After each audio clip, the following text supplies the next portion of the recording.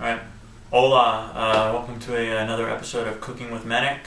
If you don't remember me, I'm Menik, or Eric. I know it's been a while since my last episode, but pretty much nothing's changed at all since the last episode. Like, nothing's changed. Like, I eat the same crap food still, and like that's like all I ever eat, so I really don't have a lot of variety to cook. But anyway, I know it's been a while, but I'm back for another episode here, and also, just so you get it off your mind in case you're wondering why I'm dressed like I'm looking to go to the snow or something.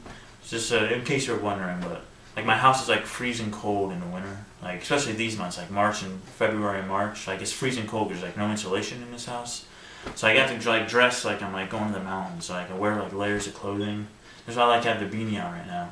But also because I haven't got a haircut, so I have tons of hair right now. So we can just pretend this is a hair net, so my hair doesn't get in the food when I'm cooking.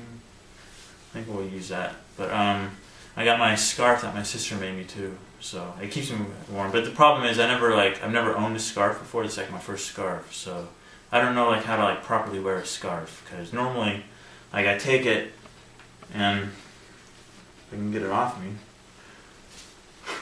But I just fold it in half and put it around my neck, and then I wrap it once around that way, and then once around that way. But I don't know if that's right, because I see other people do it other ways, so I don't know if I'm doing it right or not, because things are hanging off both sides. But I don't know. Someone has to show me, but maybe for another episode. Anyway, I'm starving right now. I haven't eaten since 10 o'clock in the morning. I had some milk and cookies, Oreo cookies and milk, 10 o'clock.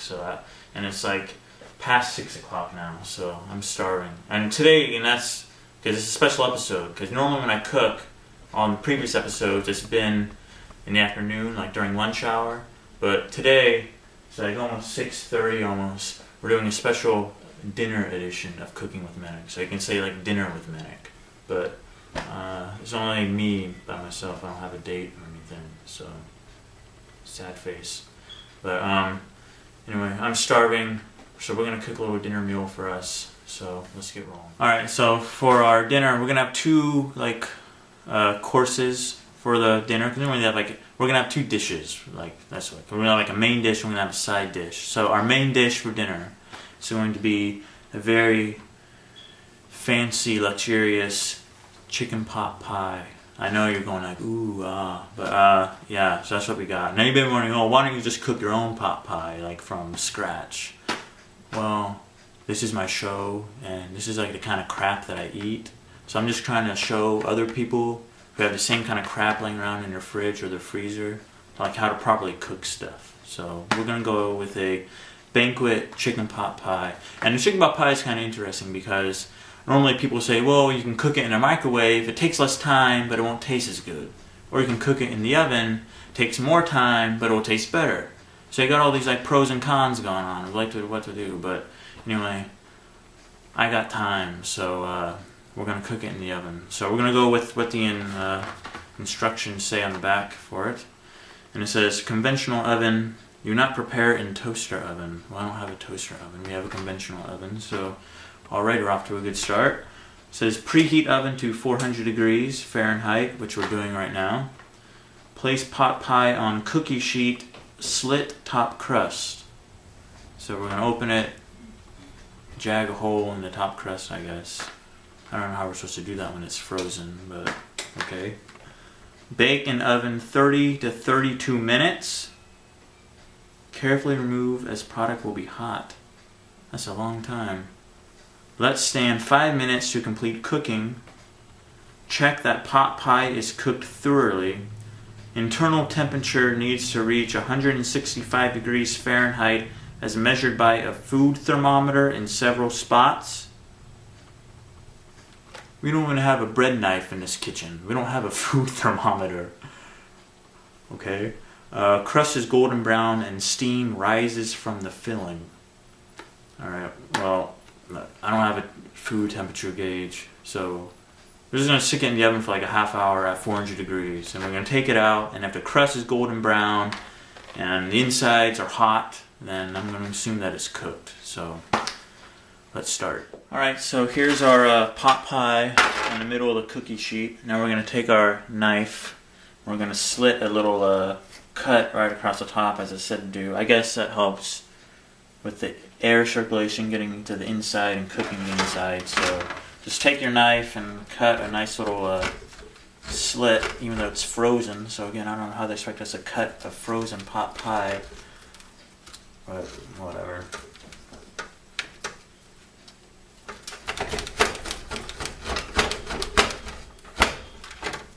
I don't know if that's a good slit or not. Doesn't really look like it's going through, but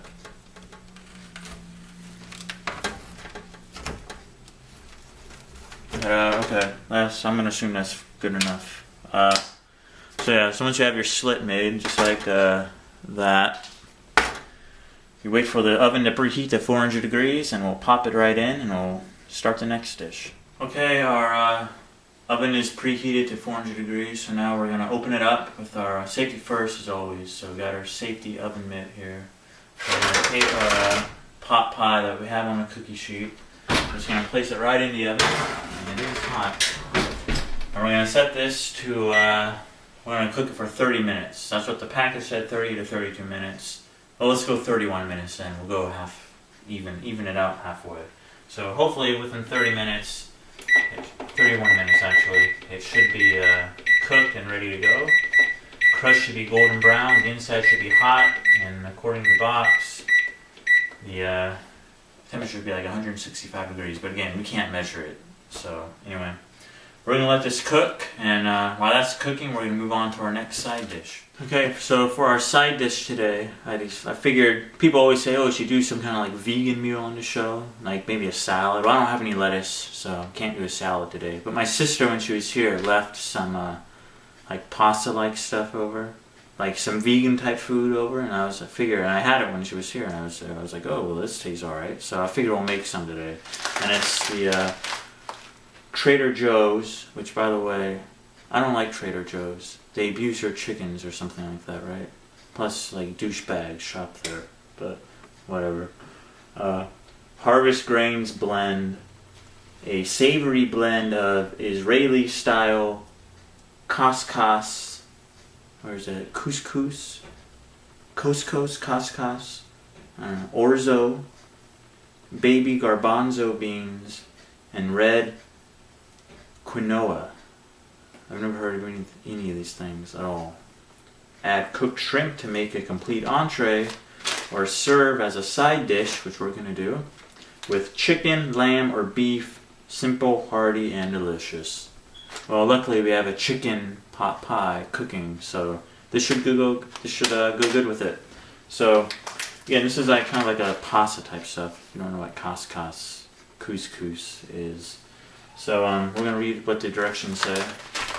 And it says, bring 1 3/4 cups water or chicken broth, we don't have any chicken broth, we're going to use water, to a boil. Add 1 tablespoon butter and stir in 1 1/4 cup or half a package of Trader Joe's Harvest Grains blend. Bring back to a boil. Wasn't it already boiling before? Reduce heat and simmer. Cover for 10 minutes. Remove from heat and serve immediately. Well, this is about a half a package left, and again, I don't have a date tonight, so I'm not going to make the whole half a package. I'm just going to cook a 1/4 of a package. So that means we're going to have to improvise what the measurements were. So instead of 1 3/4 cups water, we're going to go about a cup of water. We're going to use about a cup of water.